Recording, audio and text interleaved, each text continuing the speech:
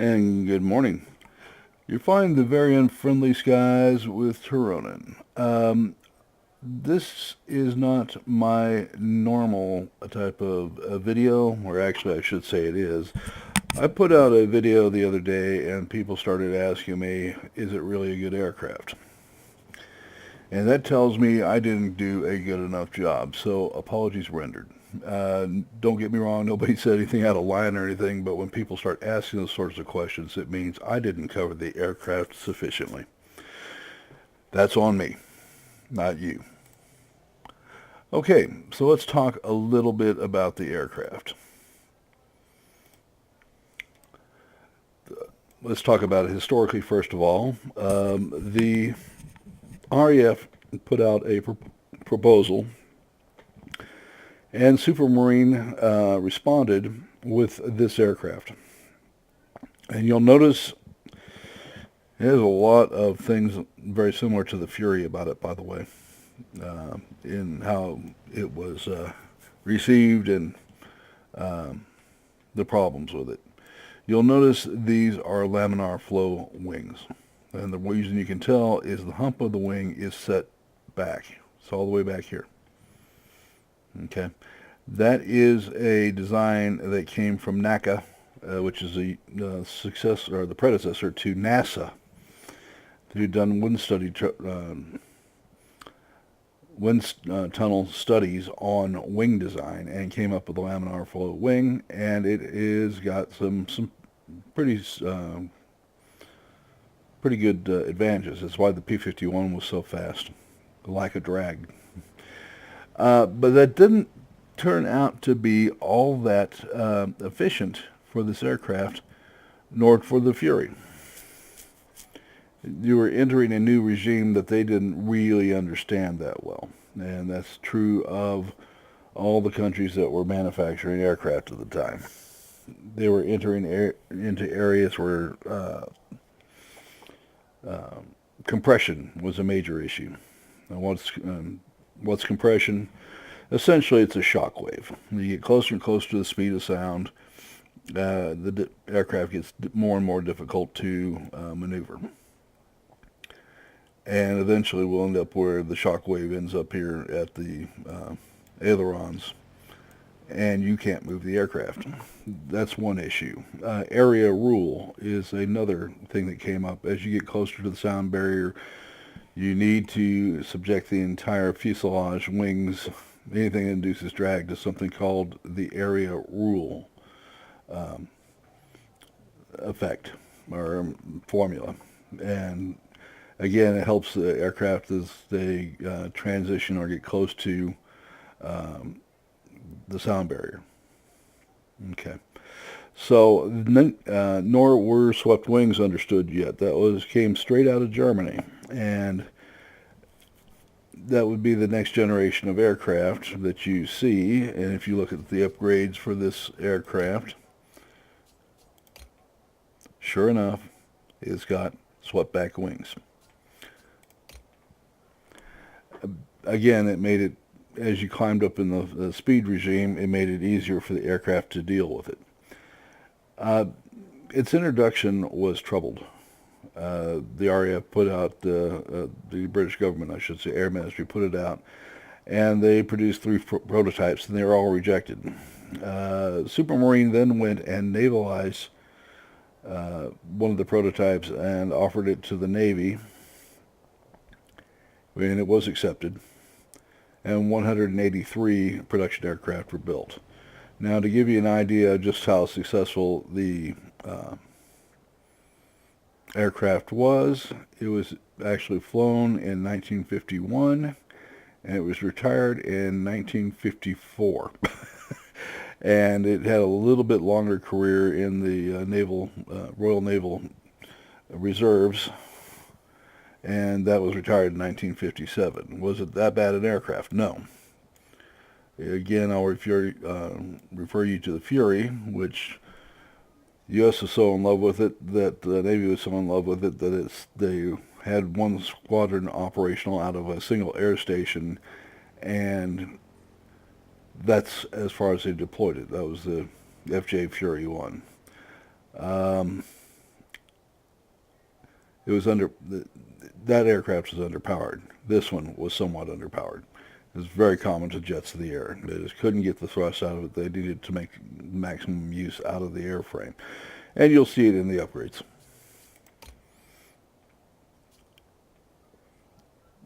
£4,300, 5,000 pounds. And they didn't get really happy until they got up to 6,000 pounds of thrust. Okay.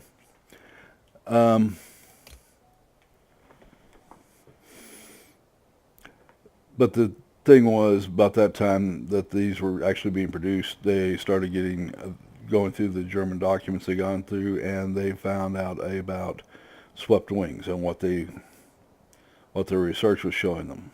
And they went and tested it in the United States and in Great Britain and in France and in Russia. And guess what? It was right. So the next generation of aircraft would all start coming out with swept wings. So the aircraft, was there anything really wrong with the aircraft? No, it had teething problems. There is not an aircraft in the history of the world that I'm aware of that came out with no problems. You know, maybe the Wright Flyer or something, but, you know, if you want something that goes 300-400 feet before it has to land again, be my guest.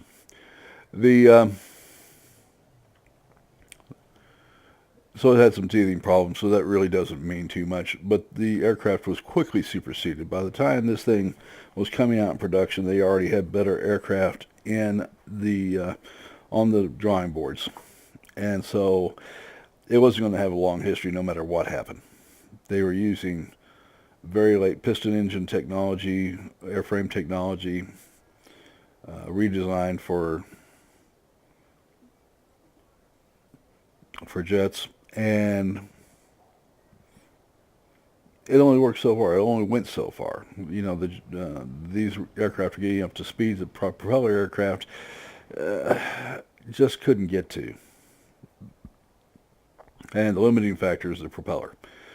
Somewhere just north of 500 miles an hour, didn't matter how much you get 5, 10, 15 miles an hour more, and you're out of juice. No matter how much power you put to that propeller, that's the end of it. That's as far as you're going to get. And you see it you start looking at the late Tier 8 propeller aircraft. They just didn't work very well. U.S. did actually one design, which was a turboprop that used a really short propeller that actually could compete with jet aircraft. Just had one tiny little problem. It set up a hypersonic noise that nauseated anybody within 400 feet of the aircraft, including the pilot. Tried running that off a carrier. So piston engine technology was at its end, for all intents and purposes. And the associated tech that went with it was clean out of its depth, and that's what happened here.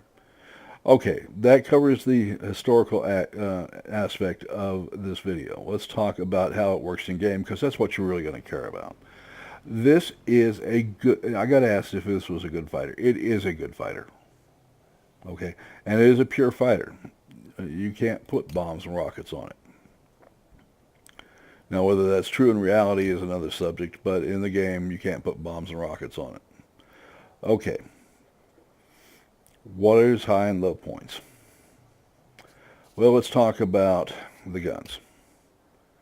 And what you have here is the Spano-Sousa Mark V. That's what they have on here. And you get 25, let's say 25, 60 feet. We can spare each other a foot there, right? 25, 60 feet worth of reach on your guns, which is okay. It's not bad. And then you get 520 DPS. That's not horrible. Okay, it is not horrible. It's not bad. It's not great. You want, now I own exactly 3 Tier 9 aircraft.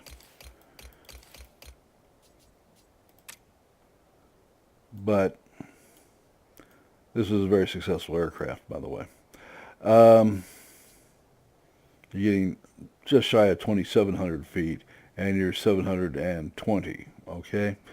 But when you put it against a Fury, you're not quite at 2,000 feet, and you're doing 480.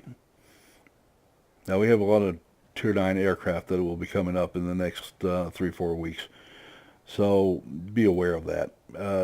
And my experience will grow with that. You'll notice I do want to bring up, though, the turn time, which is 10 seconds. And this was a pretty maneuverable, squirrely little fighter. Okay. And you'll notice 10 seconds. Okay, these were not bad aircraft. They're not bad aircraft in Tier 9 for maneuverability. That's where they kind of shine at.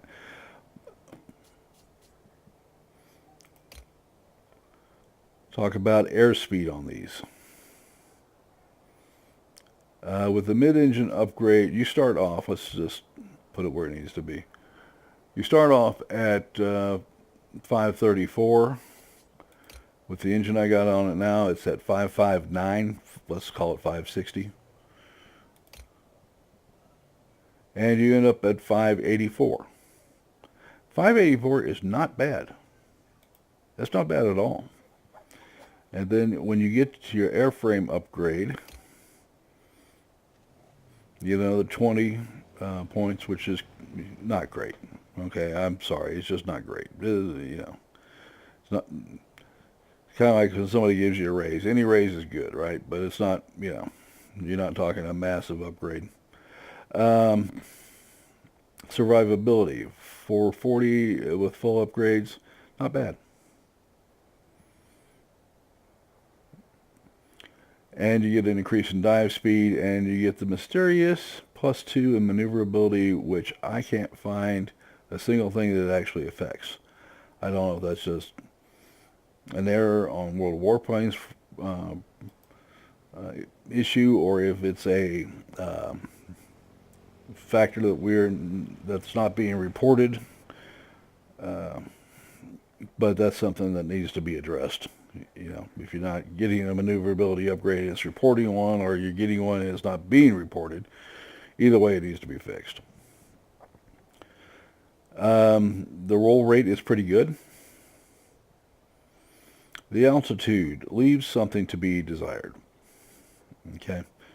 Now, understand I'm coming off U.S. aircraft, but a Banshee comes in about 8,200 feet of altitude. A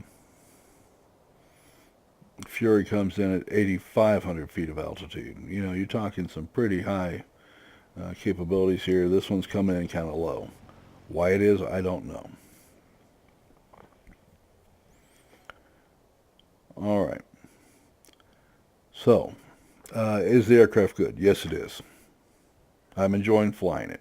I'm having success flying it. And we will take it to battle here.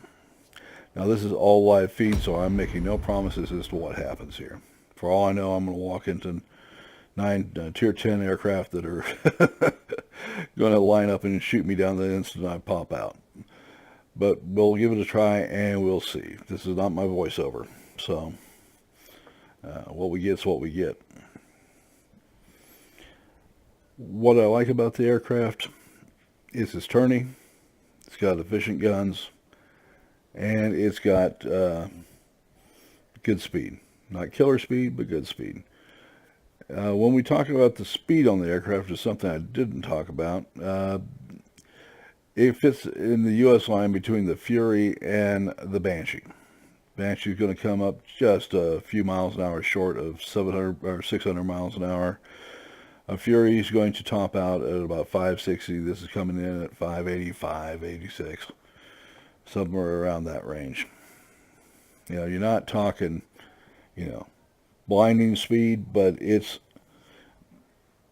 I've killed in one battle 2 MA-262 HG2s, which is one pretty quick aircraft. Again, it depends on what they're doing. If they're taking off in a one of those crazy climbs they try to pull, and you've already got speed up, and they're coming from a lower altitude, you can catch them.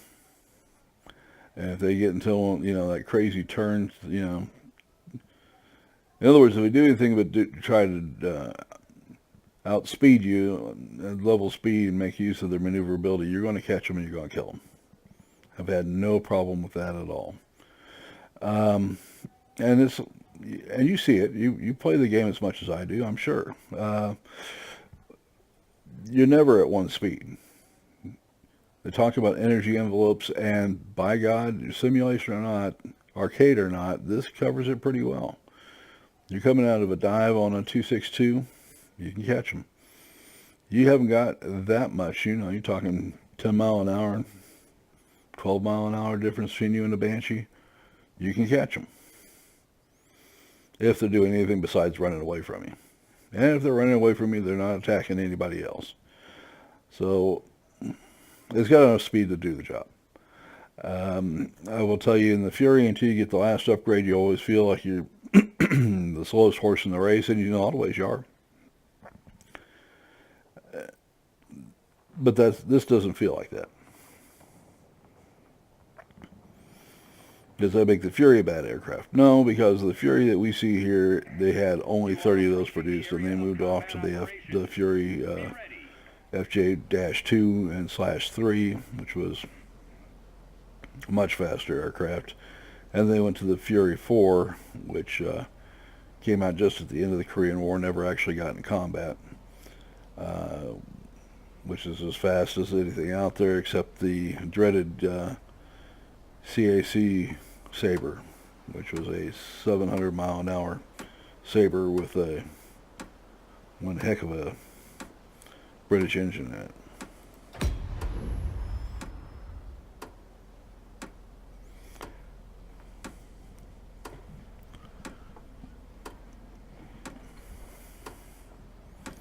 And I see an awful lot of the wings of Albion in here. Okay, so we are in pilots, get ready for action. A mostly 8 game. See where we're supposed to go to. I want that command base. Now you'll notice the turns on this are nice and sharp. I'm going to do some stuff I don't normally do, but here we go. Okay, he wants to go nice and slow. We're going to light him up. And he's gone, just that quick. Alright. Hit your flaps. You're right back on target. And he's gone. Sounds like something out of a... Yeah, I've had too many robot rammers these days to be happy. Let those guys get anywhere close. We have fighters coming in.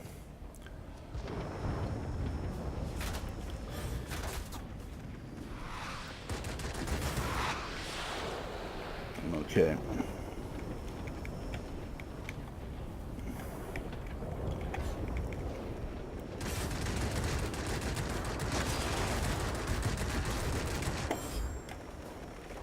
I really like when I have 2 aircraft working against me. Okay, we can get that fixed up.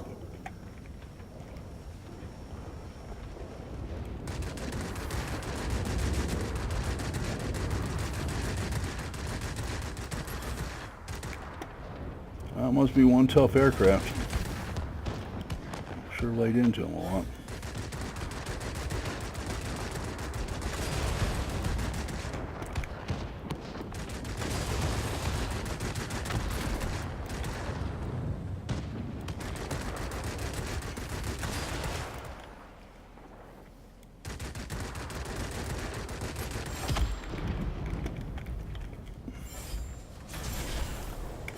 They do like damage in my wing. Alvin and the Chipmunks. Alright. You guys are too young to remember that, but...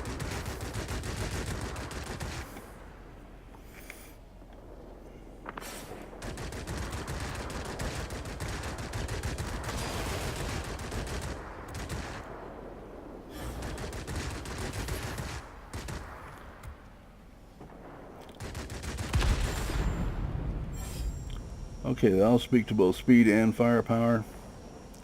Speed is decent enough. Firepower is pretty tough. And I'm about to outrun that 1080, whatever it is.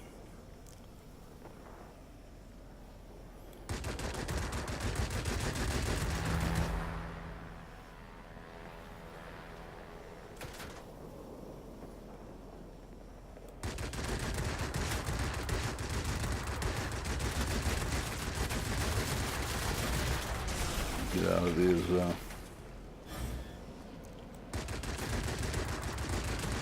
.1070. NC's 1070. That's what that is.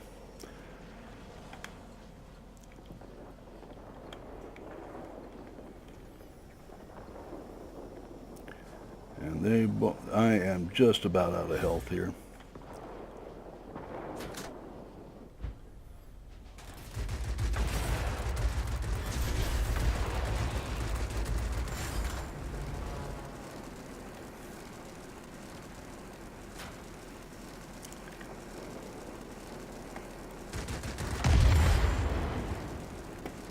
Anytime you can get on the flank of these, you want to do so.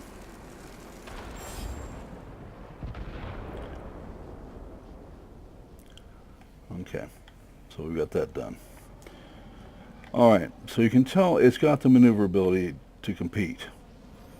Is it a world beater? No, but it's a damn good aircraft. It's a good fighter. You can enjoy flying this. You don't have to make a whole lot of excuses for it.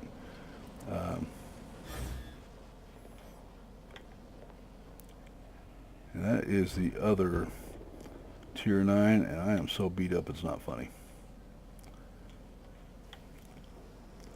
That is twice. Yeah.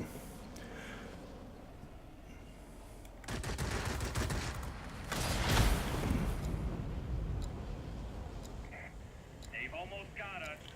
I am just beyond myself with robot rammers today.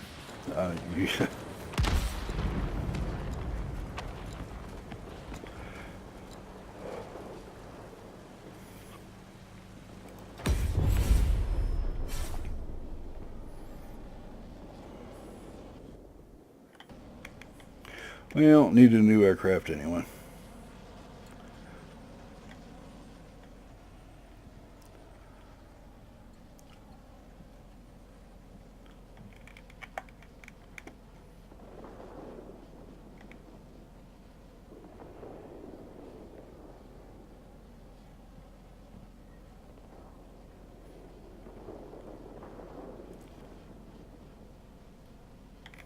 And I see aircraft coming in. We'll get out of the way here real quick.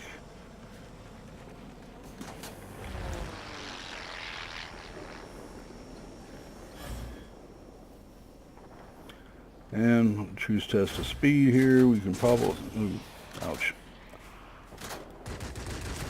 I was hoping to be able to outclimb the guy and stay out of reach. Hang in there. You'll soon be cut off support. And I couldn't. Support will not be available. And that's a KI-94 and not a particularly fast aircraft too, which all goes to say, it's, what I was talking about earlier, position does count.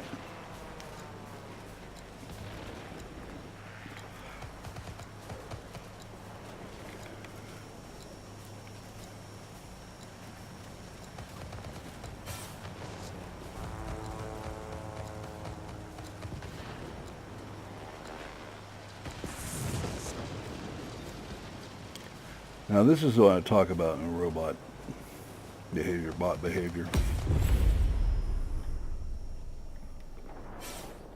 We've got 3 enemy aircraft on our over one of our caps, and we're not supporting it, but we have lots of time to worry about the airfield.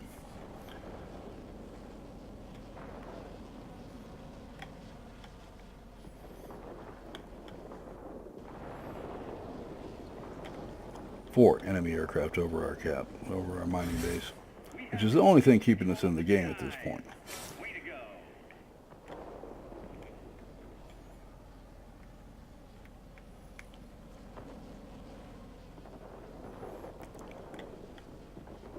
Now that's brilliance in action. I mean, just incredibly dumb. How we won that, I will never know. All right. We should not have won that.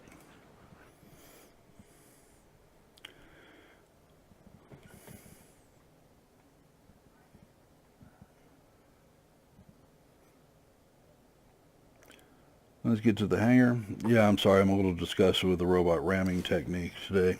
I've been seeing it more than I should have. And maybe I'm just not moving out of the way in time. We destroyed 5 aircraft, assisted in destroying 1. I was destroyed twice, so running 3-1 on that.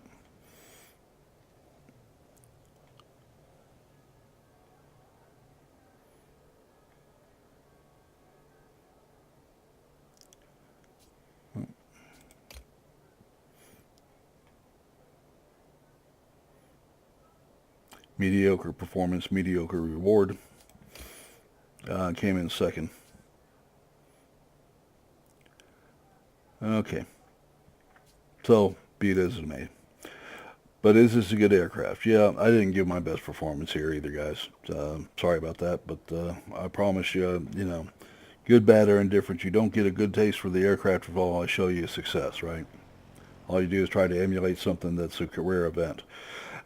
It's not unusual for me to get 8 to 12 enemy kills per game with this. Is it a world-beating aircraft? Overpowered? No. No, I would say that it is.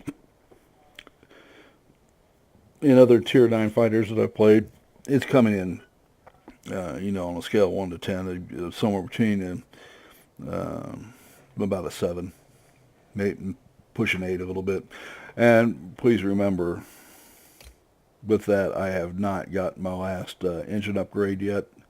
Obviously, it's not far away. And I haven't got the airframe upgrade with the mysterious +2 to maneuverability, whatever that may be. But when you get another 25, 584 is where it's coming in. When you get another 25 miles per hour, you're going to see some differences there, and I would have had more success climbing away from that guy with a little more engine power than I did. But it's a good aircraft, all right? This is one that you can have success with. It's really an aircraft that puts it on you.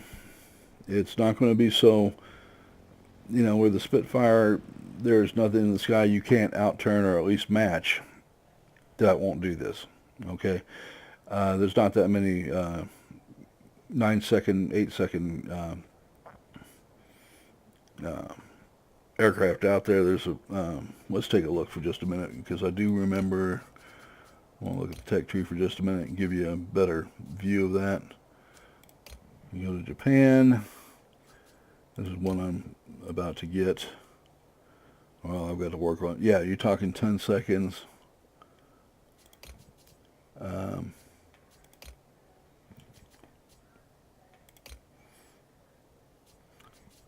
Okay, now here's one, the KI 162-I, or -1, I should say.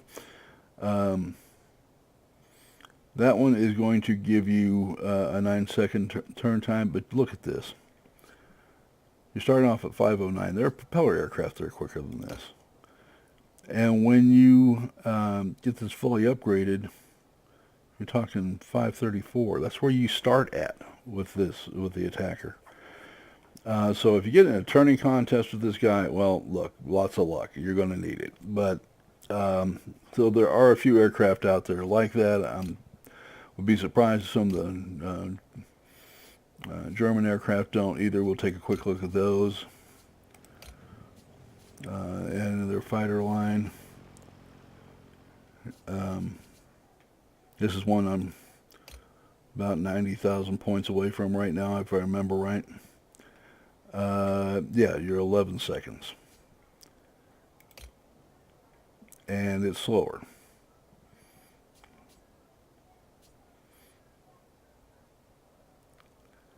And it's going to have a little more damage. and fully upgraded comes up to be about to turn with you, but it's not going to be able to outspeed you. So that's one of them. I believe there are a couple in here, aren't there? Yeah, this is our multi-role. Went up to 190D. That's a tier 8. Here's a tier 9. Again, 10 seconds. So just for this brief survey, I'd say you're probably right up there amongst the best in turning capability. So its strengths are going to be its ability to turn. Its engines is going to put you right towards the top. There are some faster aircraft out there, but there's not a lot of them. Those you're going to find here. And I haven't taken a look at much of the Soviet stuff, but when you start looking at a starfire, for instance, it starts off at 560. It's faster. You want to really trade 10 seconds for 9 seconds for 11 miles per hour faster. But it does have this puppy, which will go a long way to making you want to cry for mama. 800, that's one gun. And there's only got one, of course, but and it shoots like a laser beam from what I've seen. A friend of mine has one. So it's a little faster. It's kind of pretty much like a Banshee, but you got the Pirate here. Say 590, 12-second turn time. He's not going to turn with you, but he's sure going to outshoot you. There he's talking, 720. I know this gun well.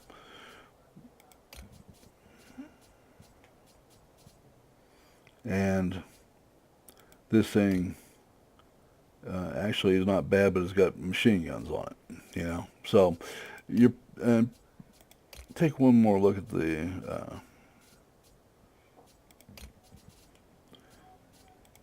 LA-60 is about 50,000 points away from me right now. And you talk here, 559, so he's going to be slower than you. He's going to be doing 600 points of damage off a pair of 30 millimeters.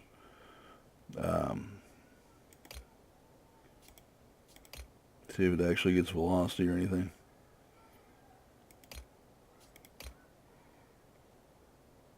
It doesn't. But I will tell you from the range, there's a couple of low velocity cannon, most likely. I know these are.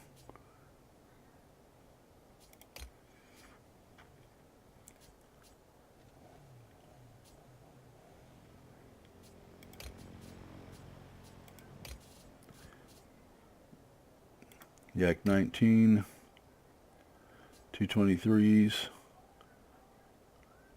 Yeah.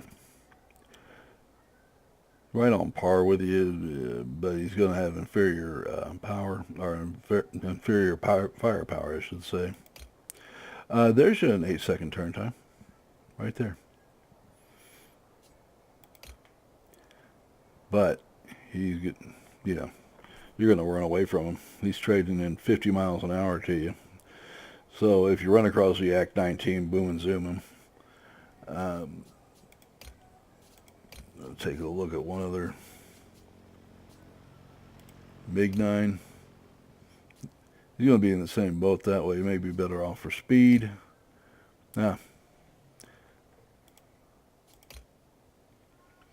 He's going to be a near competitor.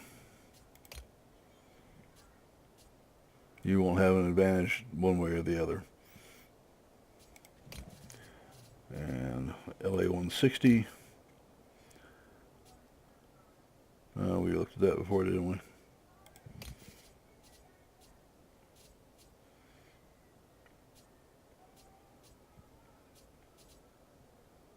Yeah, that's going to be it. So that's going to give you an idea. This is, and I've found it fighting against other aircraft, I really don't fear much anything with this particular fighter. Okay. It has advantages over a lot of them in various areas. It's going to suffer in some, but it's a excellent fighter. So, you know, when I give something 10 out of 10, you know it's overpowered as hell. This would hover to be somewhere around 7 or 8, which is, by my rating system, would be very, very good. And I have no problems fighting, flying and fighting this thing. I feel like I've got, in its own tier, it's more than capable of handling it itself. So there is your evaluation of the aircraft. Get your guns, then get your airframe, or not your guns, but your engines. Then get your airframe, because the 20 points, I doubt is going to make that much of a difference to you. And if it does, you're shaving things way too close. If you are, in fact, but the speed is definitely going to help you. Okay. And you have the Swift waiting for you, which is one nice aircraft. When it comes to just vicious damage, it's very hard to overcome these. You'll be at 660, 10-second turn time, plenty of speed.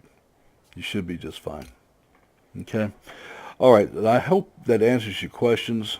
I apologize. I was just wanting to get the good video out for y'all, which I did with the last one.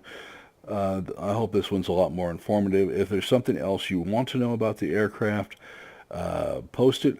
I'll put up another video to answer that question. And